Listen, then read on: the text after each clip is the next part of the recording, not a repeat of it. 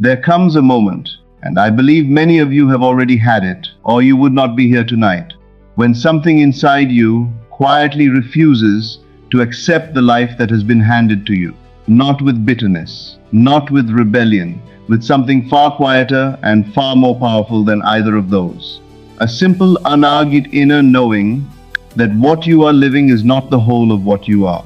That the person the world has been calling by your name, the person defined by your history and your circumstances and other people's expectations, that person is real but not complete.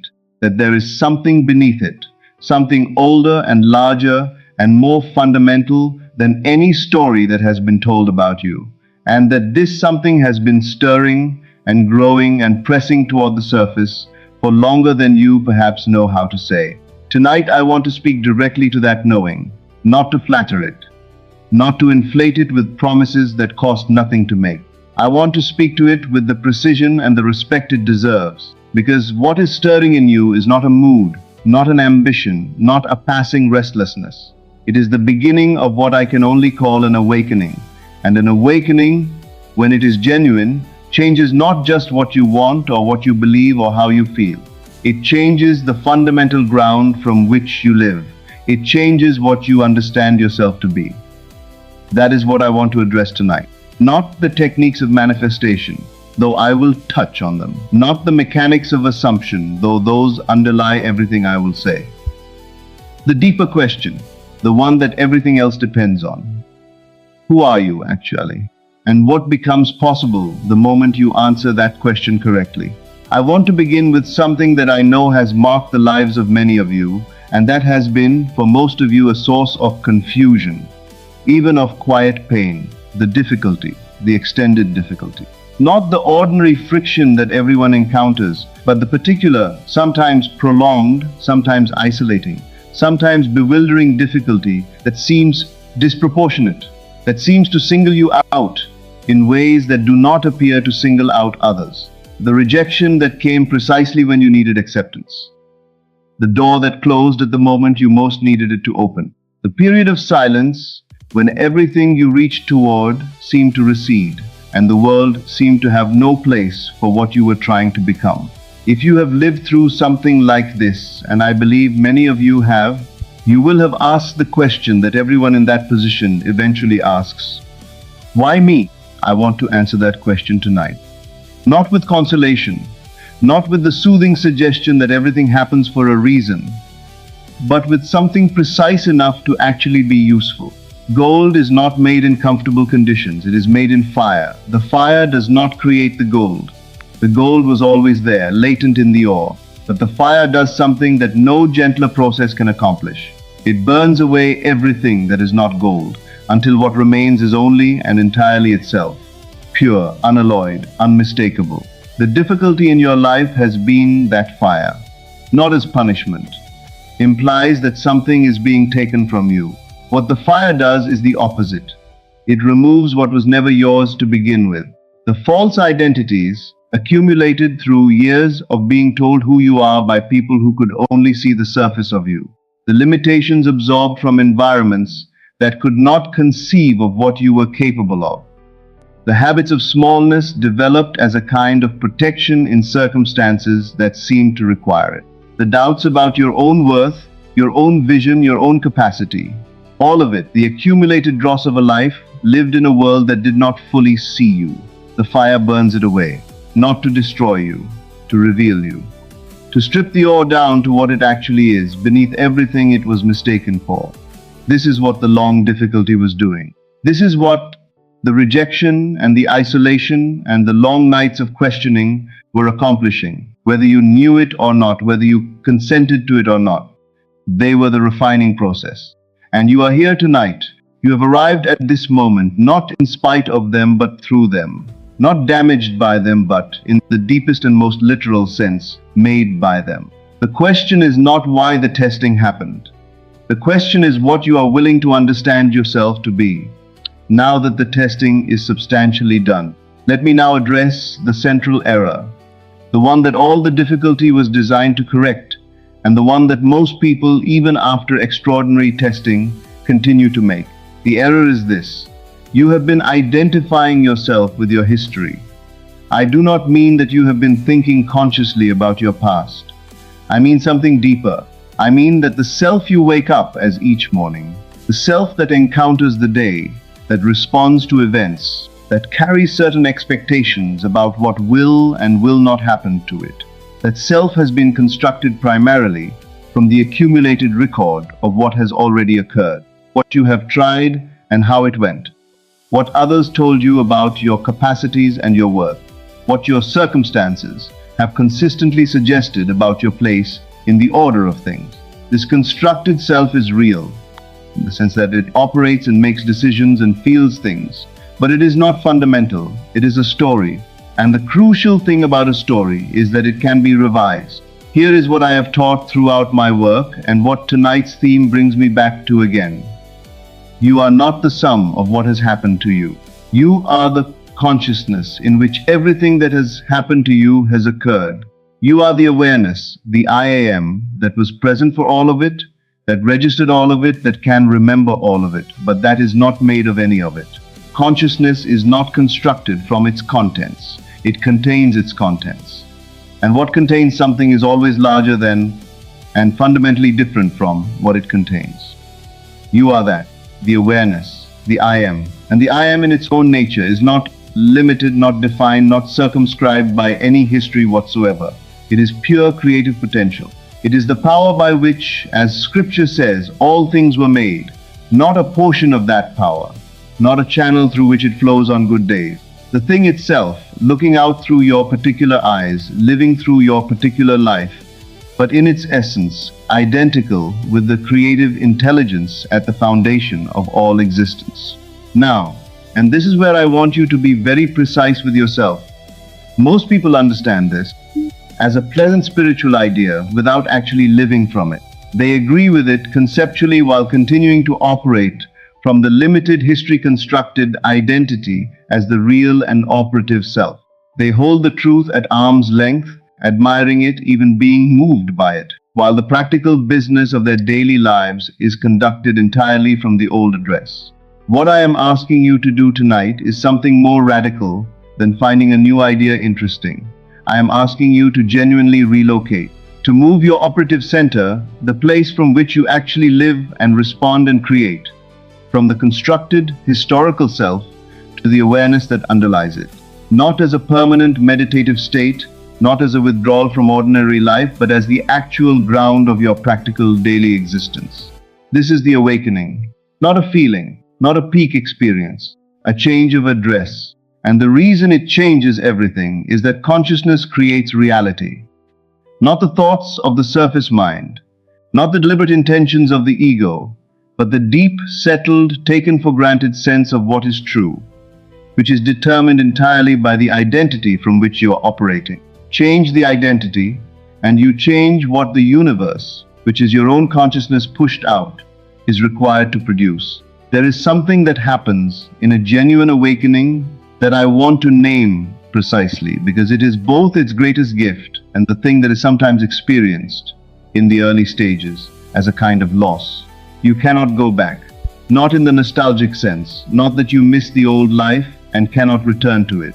In a more fundamental sense, once you have genuinely seen through the illusion of the limited history-constructed self, that illusion never quite reassembles itself in the same way. It may reassert itself. Habit is powerful, and the patterns of the old identity have years of momentum behind them.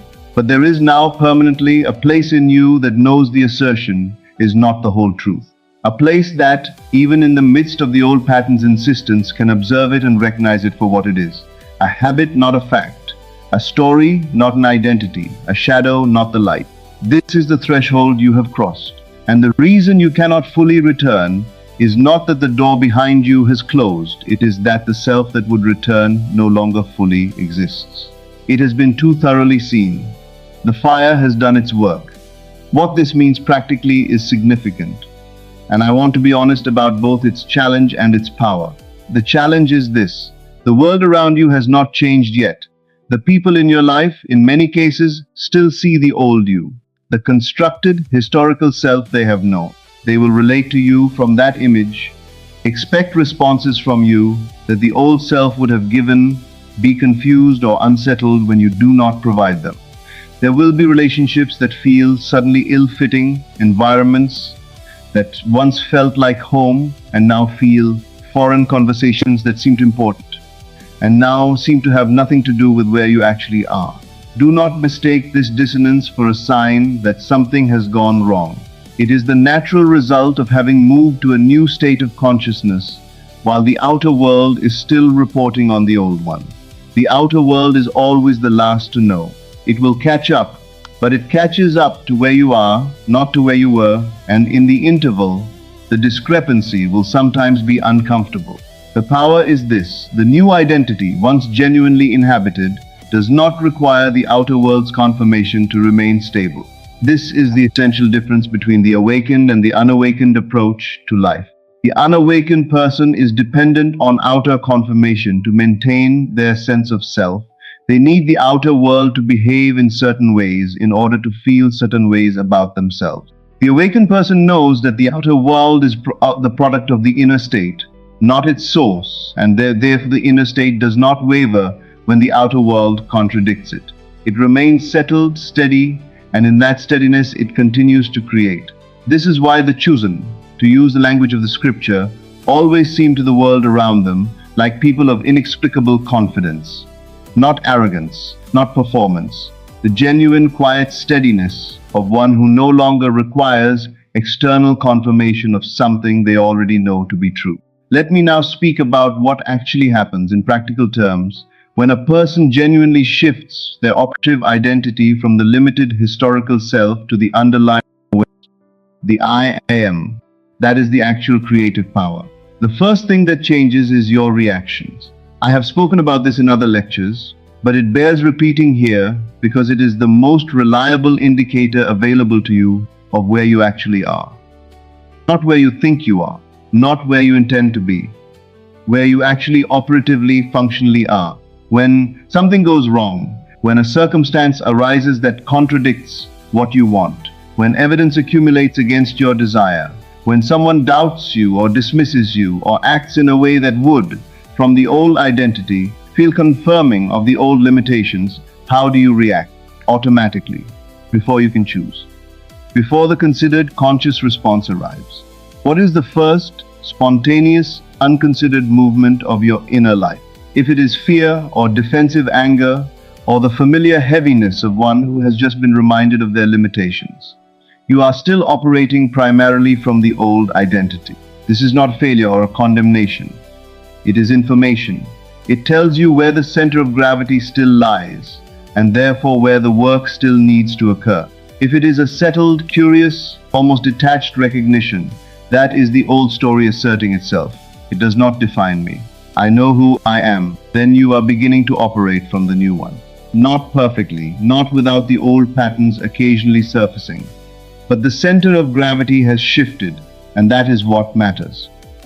The second thing that changes is your inner conversations. By this I mean the constant, mostly unmonitored stream of self-talk that runs beneath the surface of your conscious life, the automatic commentary your mind provides on everything you encounter, including yourself.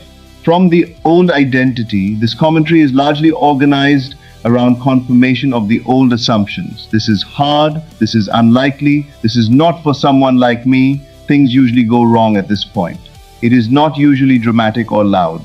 It is the quiet, taken for granted background hum of a mind that has been conditioned to expect certain things and keeps confirming that expectation. From the new identity, from the I am that knows itself to be the creative power rather than its victim, the inner conversation changes. Not because you are consciously monitoring and correcting every thought, but because the state from which thought arises has changed. The new state produces different thoughts naturally, the way soil produces different plants. The background hum becomes one of sufficiency rather than lack, of expectancy rather than apprehension, of course rather than if only. And the outer world, which is your consciousness pushed out, which has no agenda of its own, which is simply and always the faithful mirror of what is held as true in the depths. The outer world begins, gradually and then with increasing momentum, to reorganize itself to match the new inner state. People behave differently toward you. Opportunities become visible that were always present but invisible to the old perception. Circumstances shift in ways that the rational mind cannot always trace back to any deliberate action. The world adjusts to your new frequency. This is not magic. This is the law, operating precisely as it always operates, now reflecting a different inner reality than it reflected before. There is one thing remaining that I must address, because it is the specific place where people who have genuinely understood everything I have described still sometimes pause, and in pausing, delay what is already theirs. They wait for confirmation. They have made the inner shift. They have relocated their identity, at least substantially, to the new state. They have changed their inner conversations, watched their reactions improve, felt the genuine shift in the quality of their inner life. And then they wait, consciously or not, for the outer world to confirm that the shift is real before they proceed to live fully from it. This waiting is the last remnant of the old habit. The old identity needed outer confirmation because it did not trust the inner. The new identity does not need outer confirmation because it understands that the inner is the cause and the outer is the effect. And that causes do not wait for their effects to appear before being real. The seed does not wait for the fruit to appear before it begins growing. The fruit is the confirmation of the seed, not its cause. And the seed that spends its energy looking for the fruit before it has grown is a seed that has misunderstood the direction of the process. You are the seed.